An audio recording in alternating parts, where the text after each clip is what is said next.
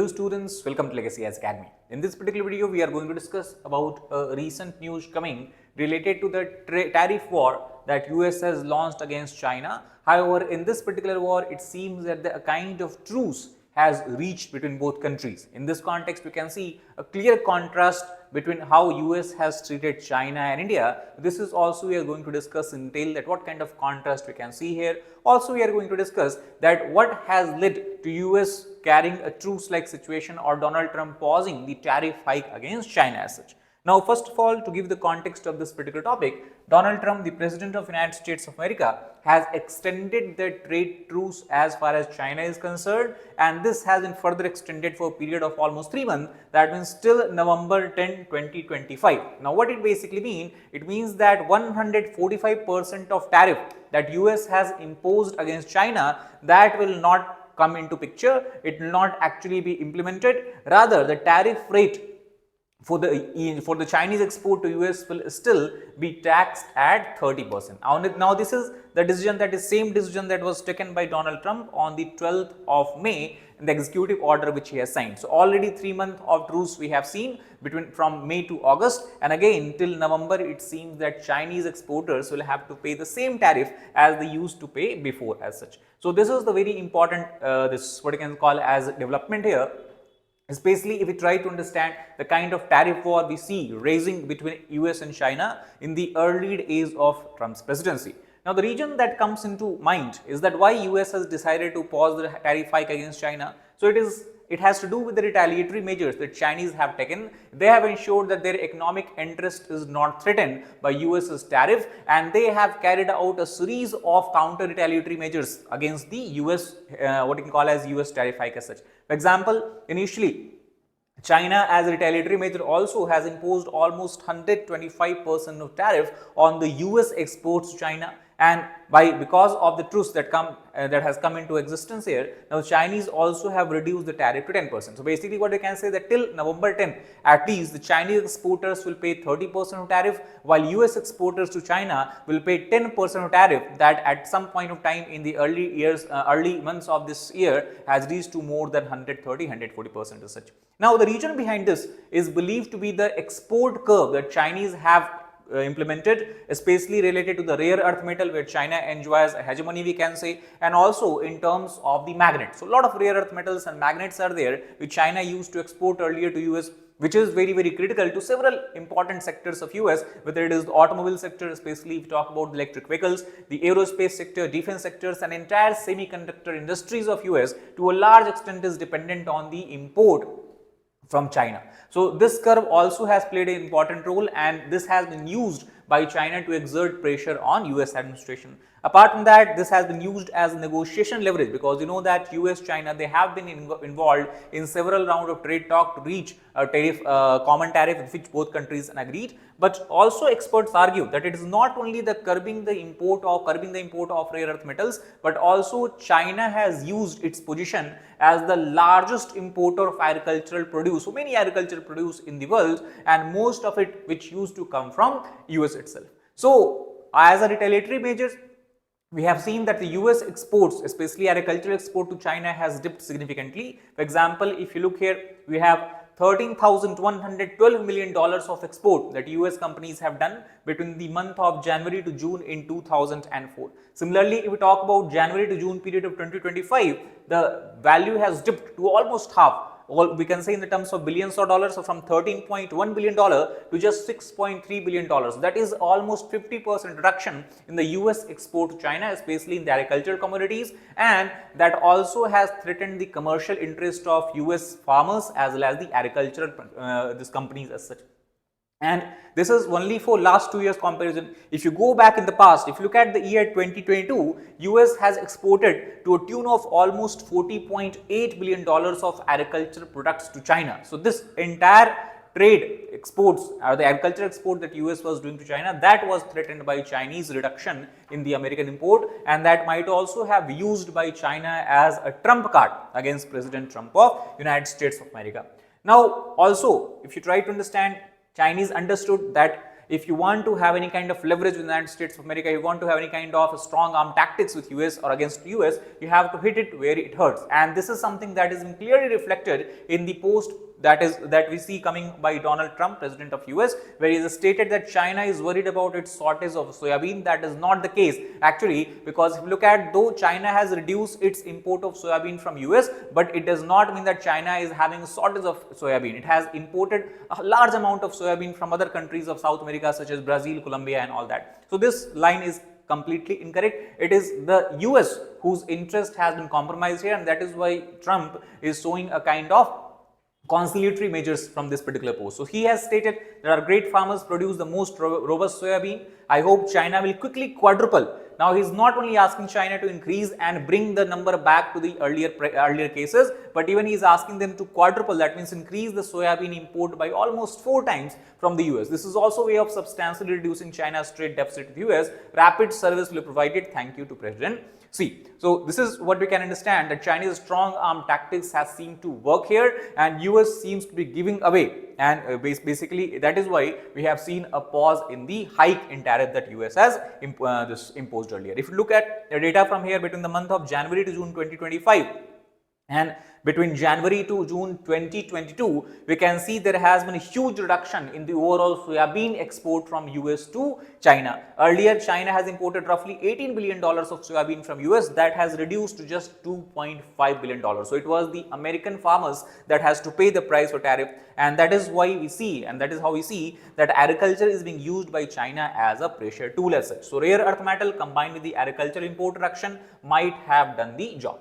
Now, if you look at the China's import profile, that how and why China has been able to exert pressure on US by using agriculture as a leverage, the reason is because China is a largest importer of a lot of agricultural products, and most of it used to traditionally come from United States. For example, if you talk about soybean, rapeseed, wheat, barley, sorghum, oats, cotton. So China is the largest importer of all these agricultural commodities in the entire world. Similarly, it is having the second number in corn after Mexico and second position in palm oil after India. India is the largest importer of palm oil in the entire world as such. In 2024, if you look at soybean itself, it has contributed to almost 105 million tons of import by Chinese companies. And similarly, if you look at the other products such as 14.2 million tons of barley, 13.8 million tons of corn, 11.2 million tons of wheat, 8.7 million tons of sorghum. So this is how we can understand the import basket of China as far as the agricultural commodity is concerned. And most of these agricultural products that China imports from US was used for the swine herd and poultry feed for Chinese farmers and Chinese poultry farmers as such. Now, obviously, as we have discussed that as a counter retaliatory measures against the US imposition of tariff on China, China has reduced its dependency on US. So, as we have discussed before, from $18 billion, the soybean import from US has just been reduced to about $2 billion. On the other hand, China has increased its import from the neighboring countries of US, that is Brazil, which stands at about 74.7 million tons of soybean. Brazil has exported to China. Similarly, US has just exported 22 million tons, roughly we can say 1/4 of what Brazil has exported. Now, this also becomes interesting here because notwithstanding the number of the countries here, if you look, Brazil is in South America and you have US in the North America. So the transportation cost for China will obviously remain same because both countries are almost in the same latitude and same basically latitude and longitude as such. So that also plays as a geographical advantage of China. Apart from that, China has looked to the other alternative suppliers in the South America. These are countries such as Argentina. Then in North America, Canada also, where we have seen a large scale increase in the import to China. Then Paraguay, again a small country that we have in South America. And due to the shift in the import from by China from the US as compared to US, we have seen that the corn belt farmers of US, whose interest Trump has promised to represent whenever he is contesting elections for the president of US. So corn belt basically you can say this particular orange area you see somewhere to the south of Great Lakes region of US, which spreads all across the states such as Nebraska, Kansas, Missouri, Illinois, Indiana and Iowa. This is the region where corn is produced in huge quantity and most of it was exported to China at high prices. So the corn farmers had to pay price here. Not only that, if you come to this particular part of the US, that is, if you go to the eastern part of US and surrounding areas of Corn Belt, this is the area known for beef production. Again, large amount of beef was exported to China. And similarly, nut producers also have largely faced a problem because of Chinese curb on American agricultural export,